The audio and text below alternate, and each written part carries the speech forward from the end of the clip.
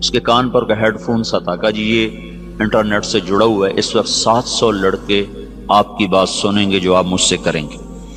ایک یہودی ہم سے تل ابیب سے سوال کر رہا ہے کہ بگ بینگ کے بارے میں تمہارے قرآن میں کوئی بات ہے کہ یہ کائنات ایک دھماکے سے وجود میں آئی؟ کیا تمہارے دین میں کوئی اس کے بارے میں دلیل روشنی ہے؟ تو اگر ہے تو مجھے بتاؤ، تو پھر میں مسلمان ہو جاؤں گا۔ میں نے کہا پہلی بات یہ بچے کہ ہمارا قرآن سائنس کی تصدیق کرنے نہیں آیا اور سائنس کو جھٹلانے نہیں آیا، ہمارا قرآن ہدایت کے لیے آیا ہے، زندگی گزارنے کا طریقہ بتاتا ہے۔ کہیں کہیں وہ دنیا کی چیزوں کو ٹچ کرتا ہے، جہاں وہ ٹچ کرتا ہے وہ ایسا صحیح ٹچ کرتا ہے کہ پھر اسے کوئی چیلنج نہیں کر سکتا۔ تو اشارہ ہم قیاس کر سکتے ہیں کہ اس سے اشارہ ہوتا ہے کہ اللہ تعالیٰ کہتے ہیں حی افلا یؤمنون، یہ جو میرے منکر ہیں ان کو پتہ نہیں ہے کہ زمین آسمان ایک ملا ہوا مادہ تھا، ایک ملا ہوا رتق ہوتا ہے، چیز اس طرح آپس میں مل جائے کہ پھر اسے جدا نہ کیا جا سکے۔ جیسے گوشت الگ ہے، سبزی الگ ہے، نمک الگ ہے، مرچ الگ ہے، جب ہم اس کو سالن بناتے ہیں تو ہر چیز مکس ہو کر اب نمک مرچ ہلدی اس میں سے نہیں نکل سکتی، اس کو عربی میں کہتے ہیں رتق۔ کانتا رتقن، یہ سب کچھ ملا ہوا تھا، اور فتق اس کو الگ الگ کر دیں، ففتقناہما، پھر ہم نے اس کو پھاڑا اور اس کو دھماکے کے ساتھ ہم نے اس کو پھیلانا شروع کیا۔ اثر کے بعد وہ آیا، کہنے لگا جی وہ یہودی مسلمان ہو گیا، اس وقت سن کے چلا گیا، پھر اثر کے بعد اس نے آ کر مجھے بتایا کہ وہ مسلمان ہو گیا۔ ایک نظریہ یونان کا تھا اس زندگی کے بارے میں کہ نہ اس کی کوئی ابتدا ہے نہ اس کی کوئی انتہا ہے، جو جیسے گزارے ٹھیک۔ یہ نظریہ 18ویں صدی میں آ کے دم توڑ گیا جب سائنس نے اس بات کو پروف کیا کہ نہیں، اس کی کوئی ابتدا بھی ہے اور کہیں اس کی انتہا بھی ہو جائے گی۔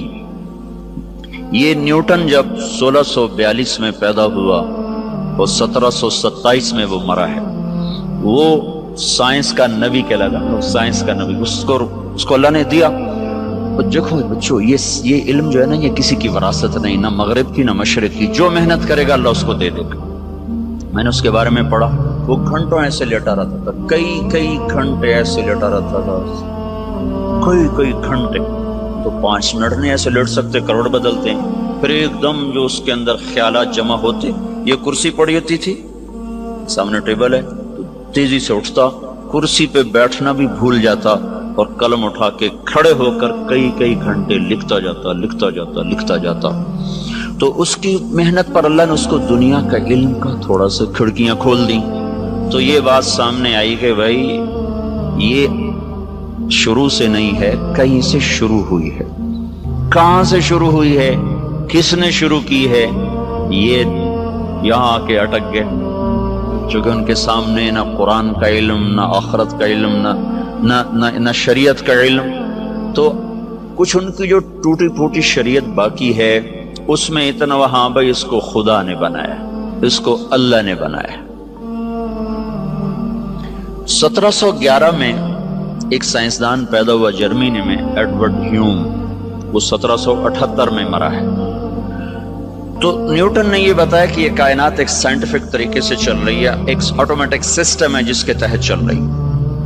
وہ خدا کا منکر نہیں تھا۔ ہیوم نے آ کر خدائی کا انکار کیا، انہوں نے کہا جب 2 اور 2 4 ہے تو کسی خدا کو ماننے کی کیا ضرورت ہے کہ اس نے 2 اور 2 کو 4 کیا؟ ہم دیکھ رہے ہیں سب کچھ آٹومیٹک ہو رہا ہے، کوئی خدا نہیں ہے۔ سب سے پہلے دہریت کا تصور اس شخص نے دیا کہ اللہ کوئی نہیں ہے، یہ سب خود بخود ہو رہا ہے، خود بخود ہو رہا ہے۔ پھر 1809 میں وہ ڈارون پیدا ہوا، اس کی تھیوری میں نے جا کے ساری دیکھی، اس کا میوزیم ہے پورا لندن میں، اس کا پورا میوزیم ہے، سارا میں نے جا کے دیکھا۔ اس نے ایک اور ہی شوشہ چھوڑ دیا، ان کا ایک سیل پانی کے کہیں کنارے کہیں سے آ گیا، کیسے آ گیا آپ کو، بڑھتے بڑھتے بڑھتے یہ سب کچھ بن گیا، یہ انسان بن گیا، یہ پہاڑ بن گئے، پتھر بن گئے۔ اس میں بھی کوئی نیکی بدی کا کوئی تصور نہیں ہے، آٹومیٹک پیدا ہوا، لہذا چلو بھی ٹھیک، خود بخود ہو گیا، جو مرضی کرو جو مرضی کرو۔ ایک تصور اسلام نے دیا، اور بھی بہت سے نظریات ہیں، میں نے صرف مثال کے طور پر آپ کو بتا دیا۔ ایک تصور اسلام نے دیا اور بڑے خوبصورت انداز میں اللہ نے پہلے ہم سے سوال کیا، بولو بھائی، ام خلقوا من غیر شیء، تم خود بخود پیدا ہو گئے ہو، اپنے آپ بن گئے ہو؟ یہ ڈارون تھیوری، ایک سیل اپنے آپ بن گیا، اور یہ ان پڑھ سائنسدانوں کی تھیوری کہ یہ ایک دم وہ سیل مختلف شکلیں بدلتا ہو، اپنے آپ ہی ایسے سب کچھ ہوتا چلا گیا۔ تو اللہ اس کو سوالیہ انداز میں 1400 سال پہلے کہہ رہا ہے کہ 1400 برس کے بعد ایسے پاگل لوگ آئیں گے، تو اللہ کہتا ہے ام خلقوا من غیر شیء، بولو بھائی تم خود بخود بنے ہو؟ تو اس کا جواب تو آج کی سائنس نے دے دیا کہ نہیں، خود بخود تو نہیں بنے۔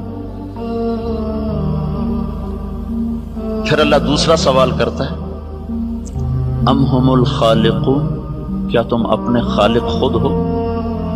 اب تم نے اپنے آپ کو خود بنایا ہے؟ اس کا جواب بھی نفی میں ہے، ہم نے اپنے آپ کو خود کہاں بنایا؟ ہمیں تو 4 سال کی عمر میں پتہ چلا کہ ہمارا کوئی وجود ہے۔ تو اللہ تیسرا سوال کرتا ہے، ام خلق السماوات والارض، یہ زمین آسمان تم نے بنایا ہے؟ دیکھتے نہیں کیسے ترتیب سے ہے، ایک تھیوری ہے نا، آپ ہی بن گیا، خود بخود بن گیا۔ اس نظریے کو بھی سائنس نے آ کر 1948 میں غلط ثابت کیا۔ 1929 میں کیلیفورنیا میں ایک سائنسدان تھا، وہ دیکھ رہا تھا تو اس نے پہلی دفعہ دیکھا کہ ایک بڑے منظم ردم کے ساتھ یہ ساری کائنات ایسے پھیل رہی ہے، اور ان میں بڑا ایک ربط ہے، بہت طاقتور ربط ہے، وہ فاصلوں کا تناسب ہے۔ پھر اس پر انہوں نے مزید تحقیق کرتے 1948 میں وہ اس نتیجے پر پہنچے کہ یہ کائنات زیرو سے بنی ہے، ایک دھماکے سے بنی ہے، دھماکے سے۔ تو ہمارے پاس یہ نظریہ نہیں ہے کہ آپ ہی بن گئے، ہمارے پاس یہ نظریہ کہ اس کو اللہ نے بنایا ہے، اور ایک نظام کے ساتھ۔ اچھا، پھر ایک پال ڈیوس سائنسدان تھا آسٹریلیا کا، اس نے پھر ایک اور بات ثابت کی کہ کوئی بنانے والا ہے، خود نہیں بنا۔ اس نے ڈارون کو غلط ثابت کیا، اور دوسرے جو دہریے، بہت سے دہریے سائنسدان تھے، اب بھی ہیں، ان سب کی بات کو اس نے غلط ثابت کیا کہ یہ دھماکہ کسی نے کیا ہے، خود نہیں ہوا، کہ ہر دھماکے کے بعد تخریب ہوتی ہے، دھماکے سے تو تخریب ہوتی ہے نا، نہ کہ تعمیر۔ اگر میں جا کے ابھی اپنے مسجد میں کہوں کہ ہم وہ بیٹھے تھے لارنس کالج کی مسجد میں، وہاں ہوا دھماکہ، ہر لڑکا اڑتا ہوا اپنے بیڈ پہ جا کے بیٹھ گیا، اور پرنسپل جا کر اڑتے ہوئے اپنے آفس کی سیٹ میں فٹ ہو گئے، کوئی مانے گا اس کو؟ مول صاحب پاگل ہو گئے ہیں کسی بات؟ کبھی دھماکہ بھی ایسے منظم طریقے سے ہوا؟ دھماکے سے تو توڑ پھوڑ ہوتی ہے، نہ کہ اس سے کوئی شکل وجود میں آتی ہے یا کوئی تعمیر وجود میں آتی ہے۔ یہ کائنات میں واحد دھماکہ ہے جس نے اتنے خوبصورت انداز میں کائنات کو وجود دیا کہ کوئی یہ ماننے پہ تیار نہیں ہے کہ یہ دھماکہ اتنا عقل مند تھا۔ دھماکہ تو پاگل پن ہوتا ہے نا، ٹھا ہوئی اور یہ ادھر گیا وہ ادھر گیا۔ تو اس نے نا پھر ایک سیکنڈ کو نا 1000 حصوں میں تو تقسیم کیا جا سکتا ہے، 1000 سے آگے پھر وہ تقسیم نہیں ہوتا۔ تو اس نے یہ بات پروف کی کہ اگر ہم فرضی طور پر 1 سیکنڈ کے 10 لاکھ خرب حصے کر دیں، 10 لاکھ خرب حصے، جب دھماکہ ہوا تھا تو 2 طاقتیں پیدا ہوئی تھی، ایک گریوٹی اور ایک رفتار۔ ایک رفتار پیدا ہو کے دھماکے سے چیز پھیلتی ہے نا، ایک دم ابھرتی ہے۔ تو جب وہ تھا تو اس میں 2 طاقتیں پیدا ہوئیں، ایک کشش گریوٹی، ایک رفتار سپیڈ۔ اگر اس وقت سپیڈ زیادہ ہو جاتی تو یہ کائنات بکھر جاتی، اور اگر اس وقت کشش اور گریوٹی زیادہ ہو جاتی تو یہ کائنات پھر سمٹ کے پھر زیرو ہو جاتی۔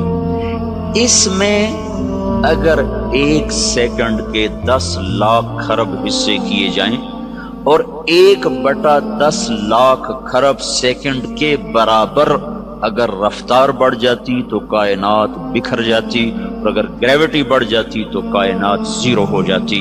تو یہ کوئی کیسے تسلیم کرے کہ یہ آٹومیٹک ہو گیا، یہ خود بخود ہو گیا؟ کوئی تو ہے، کوئی تو ہے، اور وہ کون ہے؟ یہاں آ کے وہ اٹک جاتے ہیں۔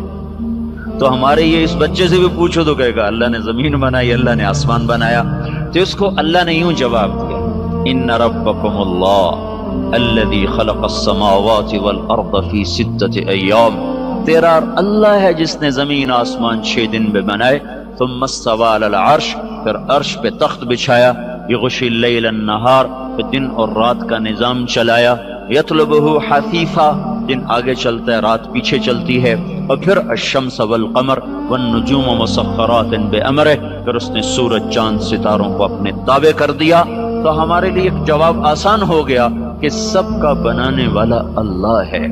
پہاڑ کیسے بن گئے؟ والجبال ارساہا، اللہ نے گاڑ دیے۔ پانی کیسے بن گیا؟ کہ اللہ تعالیٰ نے بنایا، فسالت اودیۃ بقدرہا۔ زمین کیسے بن گئی؟ والارض فرشناہا فنعم الماہدون، اللہ نے بنا دی۔ میٹھا پانی کہاں سے آیا؟ وہ بھی اللہ نے بنایا، ھذا عذب فرات سائغ شرابہ۔ کڑوا کس نے بنایا؟ کہ وہ بھی اللہ نے بنایا، وھذا ملح اجاج، یہ کڑوا بدبودار۔ اللہ نے کڑوے پانی کو نا بطور نعمت کے ذکر کیا کہ سمندروں کا پانی ہم نے کڑوا بنایا، دریاؤں کا پانی ہم نے میٹھا بنایا۔ یہ ہمارے لیے کیا مزہ ہے، یہ ہمارے لیے کیا نعمت ہے۔